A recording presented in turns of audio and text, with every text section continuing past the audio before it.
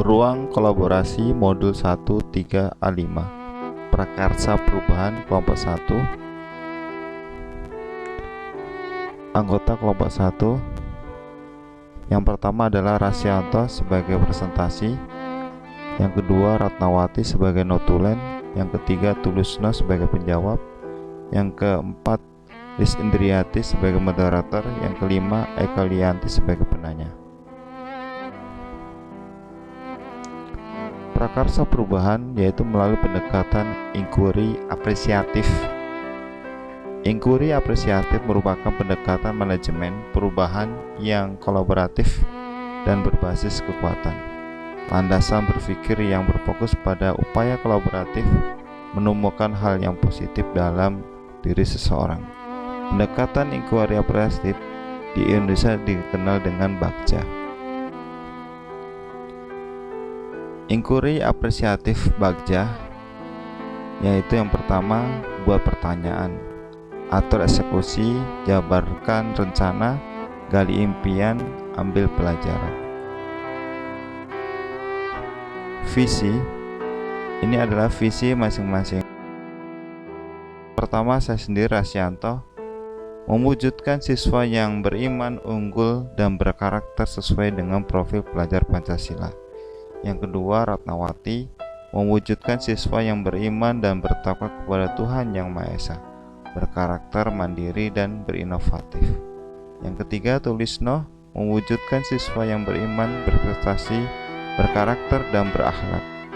Yang keempat, Eka Yulianti mewujudkan peserta didik yang religius, mandiri, berpikir kritis, kolaboratif, kreatif, dan berteknologi. Yang kelima, Lis Indriati terwujudnya peserta didik yang beriman, bertakwa, berakhlak mulia, mandiri, berkarakter, serta kreatif dan terampil teknologi sesuai profil pelajar Pancasila. Kemudian visi yang kita sepakati yaitu mewujudkan peserta didik yang beriman dan bertakwa, berakhlak mulia, unggul, dan berteknologi. Deskripsi visi berdasarkan dimensi profil pelajar Pancasila. Yang ke-1, religius, dimensi beriman dan bertakwa pada Tuhan Yang Maha Esa dan berakhlak mulia. Yang kedua, unggul dan berteknologi, dimensi bernalar yaitu kritis. Kemudian tahapan awal, atap awal tantangan dan aksi kepemilikan aset sekolah. Yang pertama, memiliki sumber daya manusia dan sumber pembelajaran, daya sarana dan prasarana dalam menumbuhkan karakter religius dan berakhlak mulia. Memiliki lingkungan yang mendukung untuk menumbuhkan karakter religius dan berakhlak mulia. Yang ketiga, memiliki program tata tertib sekolah.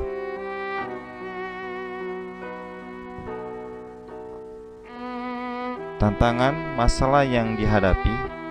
Yang pertama, siswa belum mampu menjalankan sholat 5 waktu. Yang kedua, siswa belum terbiasa menerapkan 5S, senyum, salam, sapa, sopan santun pada sesama teman, orang tua, dan guru. Yang ketiga, siswa belum terbiasa dalam berdoa sebelum dan selesai belajar, serta membaca surat pendek. Yang keempat, siswa belum terbiasa melaksanakan tata tertib yang ada di sekolah. Aksi, melaksanakan program atau pembiasaan di sekolah dan di luar sekolah. Yang pertama, memulai dan mengakhiri kegiatan dengan selalu berdoa. Pembiasaan 5S, senyum, salam, sapa, sopan santun antara guru, siswa, dan orang tua siswa. Yang ketiga, pembiasaan sholat zuhur bersama. Yang keempat, sholat duha dan zikir bersama berselang 2 minggu sekali. Yang kelima, penghafalan surat pada juz ke-30 dan pembacaan setiap pagi hari 15 sebelum pembelajaran dimulai. Selanjutnya, dengan penerapan sistem poin untuk siswa yang tidak mentaati tata tertib sekolah.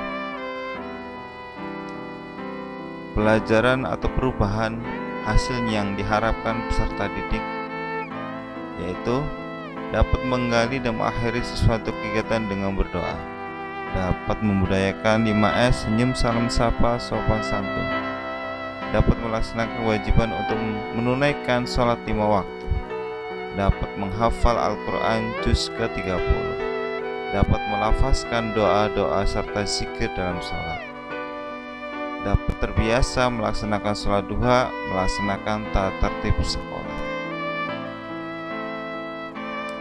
Prakarsa perubahan yang kita sepakati mengembangkan pembelajaran dan pembiasaan untuk meningkatkan berimtak serta berakhlak mulia pada siswa. Buat pertanyaan utama, pertanyaannya, prakarsa perubahan mengembangkan pembelajaran dan pembiasaan untuk meningkatkan sikap beriman dan bertakwa serta berakhlak mulia. Pertanyaannya, apa yang dapat saya lakukan untuk mewujudkan sikap berimtak serta berakhlak mulia pada siswa? Kemudian, daftar tindakan penyelidikan yang perlu dilakukan untuk menjawab pertanyaan.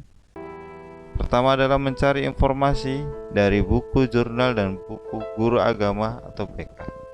Bagaimana meningkatkan sikap beriman dan bertakwa serta berakhlak mulia peserta didik. Yang kedua, berkolaborasi dengan guru agama, BK, wali kelas, kepala sekolah, atau pihak orang tua. Selanjutnya, ambil pelajaran. Pertanyaannya, siapakah guru yang pernah memiliki pengalaman untuk meningkatkan sikap berimtak dan berakhlakul karimah? Yang kedua, aktivitas apa saja yang dapat meningkatkan sikap berimtak dan berakhlak mulia pada peserta didik? Yang ketiga, pembelajaran seperti apa yang dapat meningkatkan sikap berimtak serta berakhlak mulia? Keterampilan apa saja yang dimiliki untuk mewujudkan pembelajaran yang meningkatkan sikap berimtak? Daftar tindakan atau penyelidikan yang perlu dilakukan untuk menjawab pertanyaan. Yang pertama, mencari contoh yang nyata dan referensi pembelajaran atau pembiasaan yang meningkatkan sikap religius peserta didik melalui wawancara, studi pustaka, dan berkolaborasi. Survei pengalaman guru, orang tua siswa. Selanjutnya, gali mimpi. Pertanyaannya, yang pertama adalah kebiasaan baru apa yang akan didapatkan jika peserta didik sudah memiliki sikap berimtak serta berakhlak mulia. Yang kedua, hal baru apa lagi yang dapat dilakukan jika murid-murid sudah memiliki sikap beriman dan bertakwa serta berakhlak mulia.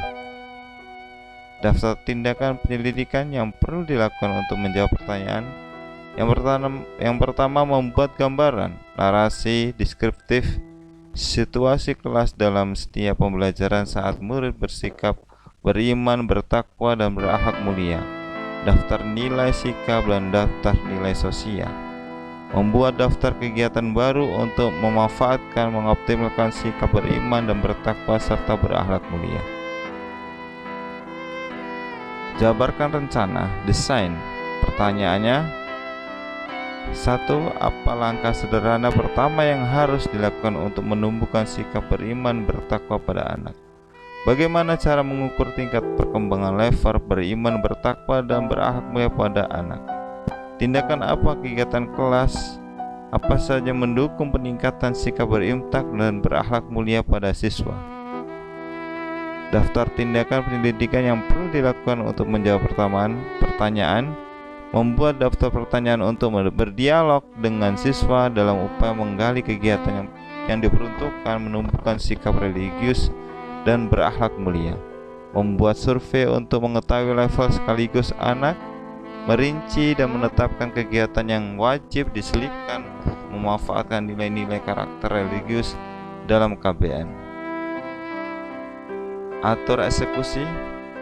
Pertanyaannya, siapa yang memantau KBM dari setiap guru yang menumbuhkan sikap berimtak berakhlak mulia? Siapa saja yang terlibat dalam penyusunan rencana peningkatan berimtak dan berakhlak mulia peserta didik?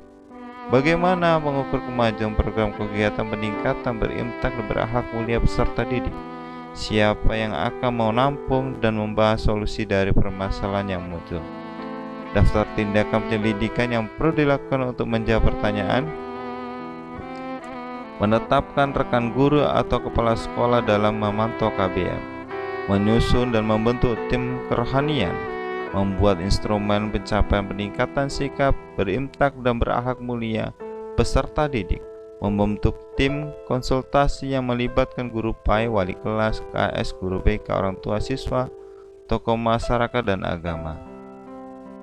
Kesimpulan, prakarsa perubahan melalui pendekatan inquiry apresiatif merupakan pendekatan manajemen perubahan yang berkolaboratif dan berbasis kekuatan dengan berpikir yang positif. Jadi, semua yang ada di sekolah merupakan aset yang positif yang dapat dikembangkan dan berdampak membawa perubahan yang lebih baik. Kita sebagai calon guru penggerak, salam guru penggerak, tergerak, bergerak, dan menggerakkan. Demikian kami akhiri. Assalamualaikum warahmatullahi wabarakatuh.